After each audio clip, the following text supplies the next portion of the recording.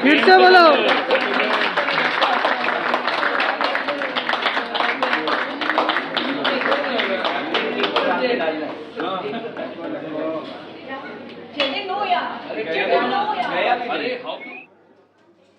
देखिए हम लोग जब लेके आए थे ना 2002 में अपने गाने, तो हम नए लेके आए।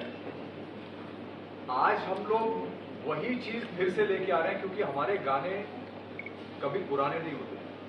हमारे जो गाने थे उस वक्त जो हमने लॉन्च किए थे, जैसे मेरी नींद उड़ गई है या गोरी, आज तक वो गाने लोग सुनते भी हैं, रेडियो पे भी चलाते हैं, और उन गानों पे रील्स बनती हैं, और उन्हीं गानों पे रील्स बना के हम लोग को टैग किया जाता है। तो उसकी रिपीट वैल्यू और उसकी लाइफ वैसी है।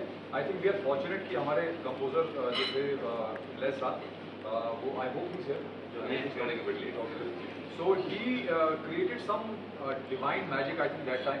जैसे पुराने गाने होते थे ना, पुराने जमाने में रफी साहब के गाने थे, आर डी बर्मन साहब के थे, या ओपी नैयर साहब के थे, जो गाने आज तक हम लोग रिपीट वैल्यू में सुनते आते हैं, रिपीट मोड में हमारे चलते रहते हैं। हम लोग उनको अलग अलग अंदाज में सुनते हैं, कभी कोई कुछ अलग अरेंजमेंट के साथ, कभी कुछ अलग बीट के साथ, लेकिन वही गाने हम लोग सुनते हैं बिकॉज उनकी मेलोडीज इतनी स्ट्रांग होती है कि उन मेलोडीज को आप कभी पुराना कह ही नहीं सकते। तो हम लोग I think we just got lucky with our songs कि हमारे जब भी गाने आए वो सारे गाने ऐसे थे कि उनकी फील कभी पुरानी नहीं हुई। We were ahead of our times, and I think today even those songs are still ahead of our times, and today again we are coming up with the songs that are going to stay with us, I think, for a very very long time. And like Sudhanshu was saying, we still today so many comments, so many people reaching out to us on YouTube, social media, saying we are still listening to your songs. और बच्चों भी सुनते हैं, और it's just the whole universe is just so appreciative of those songs that we have felt कि भाई why are we not doing more? In fact, the proof of the pudding was कि हमने मेरे घर पे हम डिनर पे आए थे और हमने गाना क्रिएट किया था। एक रील बनाए थे घर में बैठे थे, हम लोग जैम सेशन के लिए मिले थे। उस पे जो कमेंट्स हमने देखे, it went to some millions of views, and वो हमको एक it's an indicator of how timeless our songs have been. So idea was that we are not a remix generation. We don't believe in remakes or recreations like that. तो हम original read करते हैं, तो इसलिए हम original album लेकर आए, big team and sir हम लोग जब शोज वगैरह करते हैं तो बहुत लोग आके बोलते भी कि सर आपका वो गाना है ना, उस पर ये मेरी बीवी है, तब मेरी गर्लफ्रेंड थी, अब हमारी शादी होगी, ये गाने पे आपके ये गाने पे हमने इसको बनाया था। वैसे बहुत लोग मिले एक्चुअली, मुझे बहुत लोग मिले हैं, बहुत लोग उन्होंने बोला सर आपके गाने गा गा के मैंने अपनी बीवी को पटाया था तो और आज पछता रहे। तो अच्छा लगता है अभी ट्रांसजेंडर जनरेशन लोग जैसे ये कह रहे हैं कि मतलब हमारे रील्स को बना बना के हमें को टैग करते हैं, तो बहुत अच्छा भी लगता है। और अब नया दौर जो आया जहाँ पे मेघदीप ने बहुत बड़ा कमाल किया है हमारे साथ, आलोक ने भी किया है।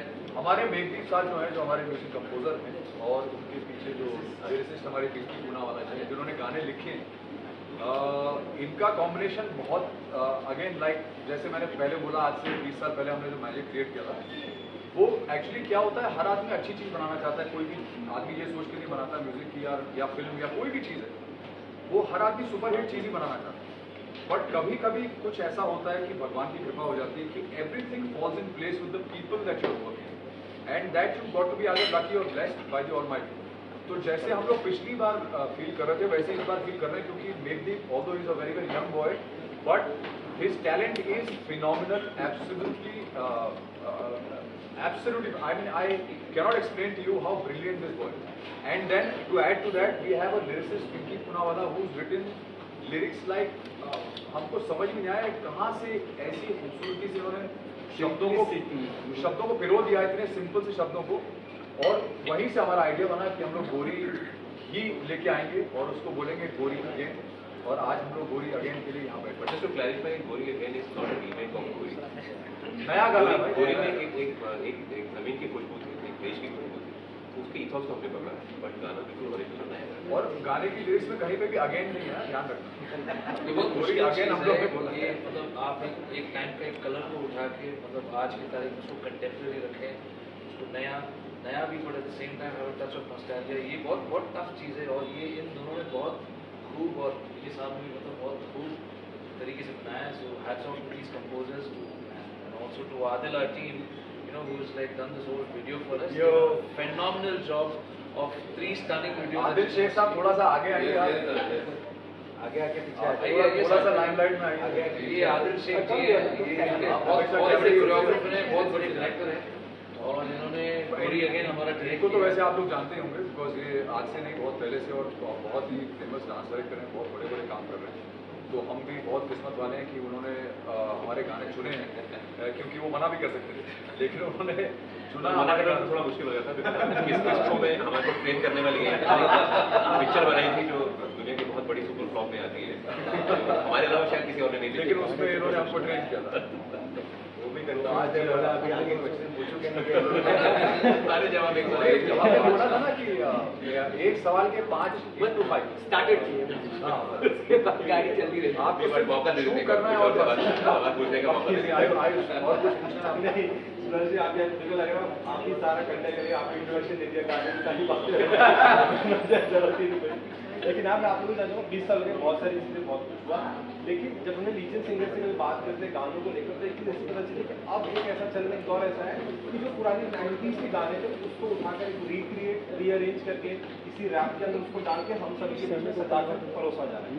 मैं आपसे मुझे जानना चाहूँगा कि 20 साल के बदलाव के बाद आप अभी के दौर पर गानों को किस तरीके से देख रहे हो जो ये रीअरेंज का चलन चल रहा है इसको आप किस तरीके से देखते हैं? लेकिन हर दौर में उस तरह की बातें होती हैं यहाँ पर नई साउंड आती है नया ऑर्केस्ट्रेशन आता है एंड वो दौर है और आइडिया नॉट टू डिमीन और टू से क्या या सही या गलत है म्यूजिक में कुछ सही गलत नहीं आइडिया ये है कि हम क्या करना चाहते हैं। हमारा जो जो जो ध्यान रहता है वो ये रहता है कि हमारी जो मेलोडीज हो वो थोड़ी सिंपल हो और उसका जो ऑर्केस्ट्रेशन अभी जो किया है उसको मॉडर्न किया है उसने एंड अगर हमारे गानों को दोबारा से रिक्रिएट होगा तो that we feel good about it but the idea कि वो जो एक तो नॉस्टैल्जिया जो है बड़ी बहुत ताकतवर चीज़ है। Everyone seems to be tripping on कि वो 90s का डेकेड बहुत अच्छा म्यूजिक था था भी बिकॉज साउंड नहीं चीज़ें एक आर्टिस्ट जो था वो अपने जो उसका इनहेरेंट इन्फॉर्स है उसको प्रेजेंट करता था। तो अगर बैंड बॉयज़ की अपनी एक साउंड थी के की अपनी साउंड थी सोनू की अपनी साउंड थी सची अली की अपनी साउंड थी सिल्कू की अपनी साउंड थी they were individual personality which were completely in cohesive nature with music. तो और यही हम कहते भी हैं कि आपके इंडिविजुअलिटी जो आपकी म्यूजिक उसको दिखनी चाहिए। हमारा जो एक जो जो एक मूवमेंट है या एक जो मेचुरिटी है वो सिर्फ यही है कि उतना अच्छा शायद डांस नहीं कर पाते जितना पहले करते थे बट फिर भी हम डांस वीडियोस कर रहे हैं और हम अभी भी स्टेज पे we sing and dance together we do all of that. But एक ये भी है ना कि आप देख रहे हो सिर्फ फिल्म म्यूजिक है, there is a huge section of non film music that is come out right now which is called indie pop with an E. पहले इंडी पॉप INDI POP होता था, अभी INDI EPOP के साथ है। इसके सल्तनत यहाँ बैठे हैं मतलब जिन्होंने मतलब सोनू के साथ सुल्तान जी यहाँ बैठे हैं जिन्होंने सोनू जी के साथ किसके साथ है मतलब Rahman not Rahman I mean the indie side I think मेरी with अपनी बात मेरी मैं खुद को with Shekhar, with Udit ji, with even Udit's son. He's done a fair amount of non-film also, which is another thing. हमारे गुरुजन यहाँ बैठे हैं, उन्होंने भी काफी सेमी क्लासिकल म्यूजिक रिलीज किया है, प्लेटफॉर्म्स इतने सारे हैं।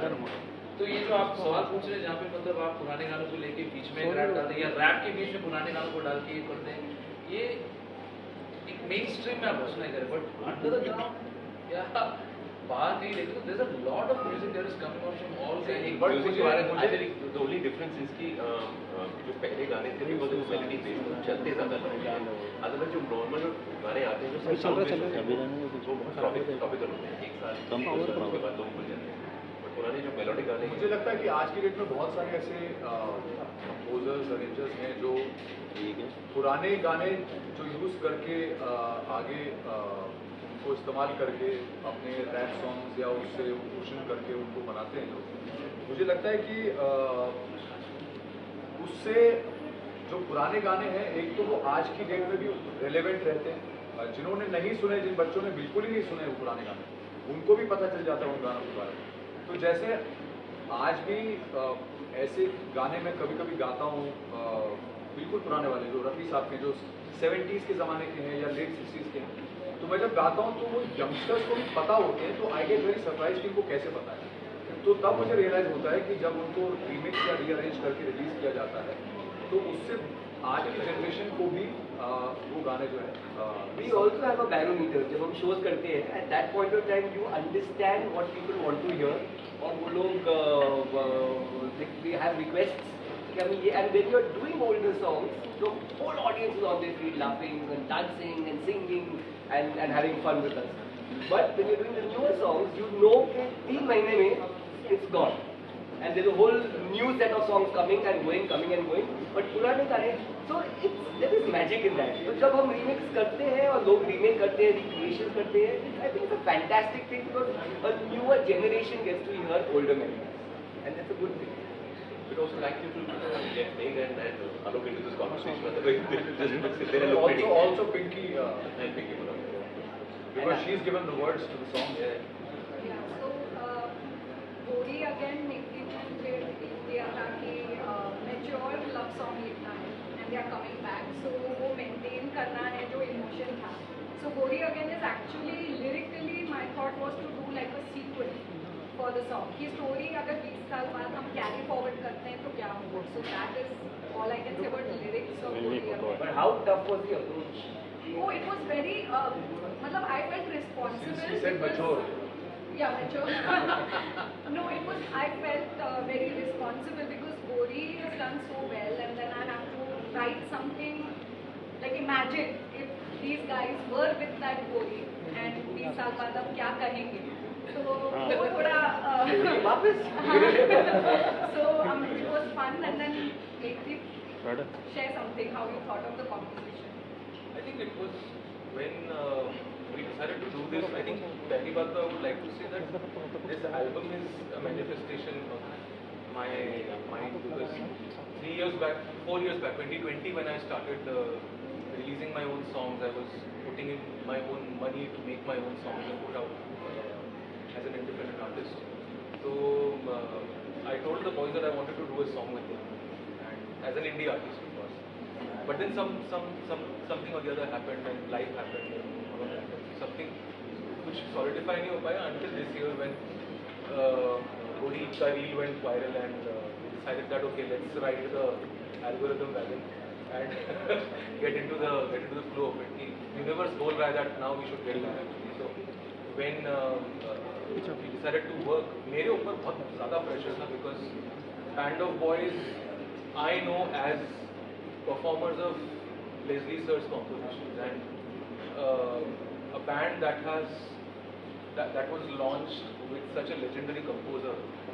You know, composing for that band is not just a huge honor but also very challenging because it's like 20 saal baad they're coming back and you're supposed to compose for them and kya karoge you know. First you have to compose them and then compose for them. So I think it was I think मैं तो leap of faith बोलूँगा इस project को. भगवान का नाम लिया और I just plunged and I think I'm grateful that we actually arrived at music that we are grateful and proud of. We like Alok also, he's a brilliant lyricist. You know, बहुत अच्छा काम किया बंदिश band ने and बहुत बहुत सारी lyrics लिखे तो ये composition भी करते हैं lyrics भी लिखते हैं and he has been a fan of the band and when I first met him he said मुझे ये गाना करना है तो मैंने बहुत सारे गाने करते हैं बट एक शुरुआत करनी है तो Alok I'd like you to just say how it went so. I just posted on Instagram 2003 की मेरी diary. I reshared. So yeah, I have been a Gori fan, like real Gori fan, and I think अभी भी मेरा एक बहुत long term जो collaboration जिस musician के साथ है. We also met in class 9 because we were covering Navy. So there are so many, and then I accidentally met Karan in a party and वहाँ से. We also accidentally met Karan. He went out at a party. Yeah, so I think वो कुछ चीज़ें मुझे ऐसा लगता है this time कि और ये मेरा पहला गाना है that I've composed for someone else. I've only composed for myself. So that उस तरीके से भी ये बहुत special है. And I'm also very thankful to my producer Adil Kinizir who has just recreated something new, but at the same time जो खुशबू है Band of Boys के original उसको भी उसने बरकरार रखा. ये गोरी अगेन एल्बम में जो मनवार है बोल के जो गाना है वो इन्होंने किया है very well again got I think what One more thing we also want to add just quickly actually is